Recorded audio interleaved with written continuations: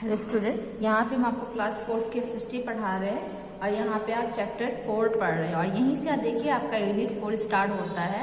और इस चैप्टर 14 का नाम है आवर नेशनल सिंबल। देखिए आपने सुना होगा कि आपका राष्ट्रीय जो चिन्ह होता है ना, राष्ट्रीय प्रतीक से कहते हैं आप, राष्ट्रीय जो एनिमल है टाइगर है, राष्ट्रीय बर्ड जो है आपका बर्ड पीकॉक है। इसमें ये आपका है, इसी के बारे में पढ़ना है कि हमारा राष्ट्रीय जो सिंबल होता है, जो प्रतीक जो चिन्ह होता है, इसके बारे में आपको पढ़ना है। Our country is a very good example of unity in diversity.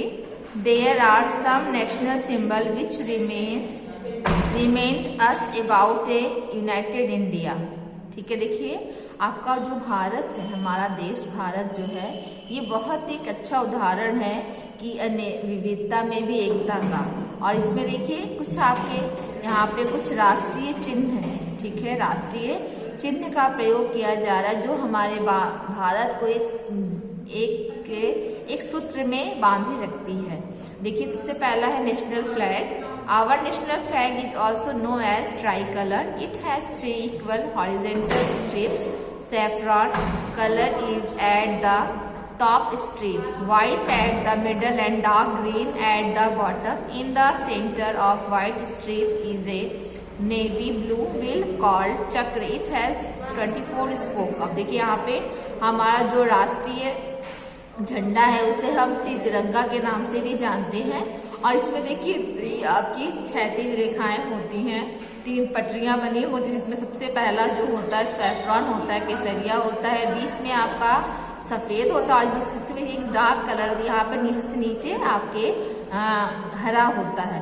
और देखिए बीच में जो सफेद कलर का होता है, देखिए इसमें जी देखिए सफेद देख रहे हैं यहाँ पे, देखिए केसरिया है, सफेद है, फिर हरा है, बीच में देखिए यहाँ पे सफेद में एक ब्लू कलर का चक्र बना होता है और उस चक्र में हम 24 तीलियां आपकी होती हैं।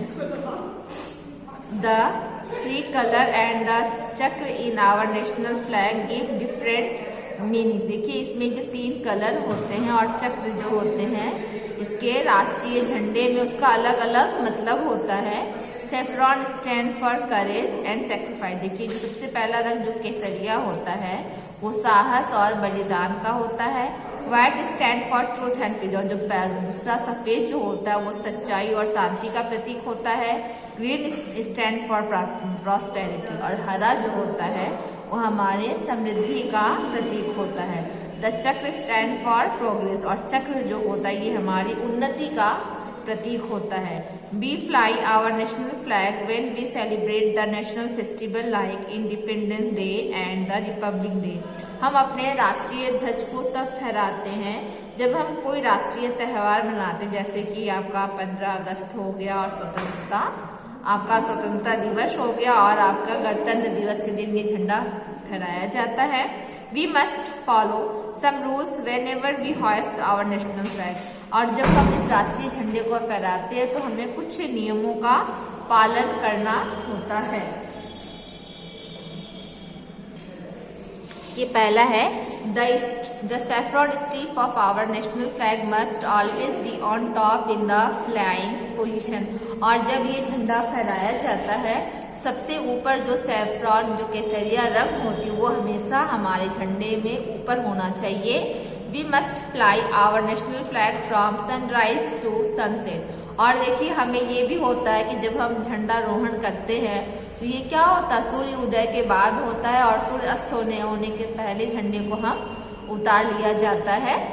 We must lower it as soon as the sunset. और क्या होता है तब हम झंडे को सूर्यास्त के पहले ही झंडे को उतार लिया जाता है। नंबर 3 है we must respect our national flag whenever it is hoisted और लोअर्ड। और देखिए तब होता है जब झंडा फहराया जाए, ये झंडे को जब नीचे उतारा जाए तो हमें हमेशा इसका सम्मान करना चाहिए। We must carry our national flag in front while taking out a processions. We must carry it on our right shoulder. और देखिए ये जो हमारा जो झंडा होता है इसे हम हमेशा हमें अपने सामने रखना चाहिए। और कभी कोई रैली निकलती है तो उस झंडे को हमेशा हमें अपने दाहिने कंधे पे रख के लेके जाना चाहिए। We should take care our national flag, it should not get dirty और टर्न। और क्या होता है जब भी झंडा कहीं भी रखा जाए तो हमें ध्यान देना चाहिए कि इस राष्ट्रीय झंडे को कि वो कभी गंदा ना हो पाए और कभी भी उसमें कोई सिकुड़न, सिक्के भी मोड़ के रखने पर सिकुड़न है तो उसमें सिकुड़न नहीं होना चाहिए ऐसी तरह से।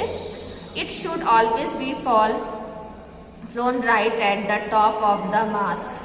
इसमें देखिए क्या होता कि हम जब भी झंडा फहराएं तो हमेशा इसको अधिक ऊंचाई पे फहराएं। It is flown at the half mast only when there is any national mourning. और तब क्या होता है जब आपका जब राष्ट्रीय झंडा पूरी तरह से फहराया जाता है, और ये तभी आपका आधा फहराया जाता है जब कोई राष्ट्रीय आपदा वगैरह हो जाती है, तभी झंडा आधा फहराया जाता है। तो ये यहाँ तक पढ़ाएंगे, बाकी इसको हम कल पढ़ाएंगे। इसमें कुछ भी प्रॉब्लम समझ में ना आए तो कमेंट करके आप पूछ लीजिएगा।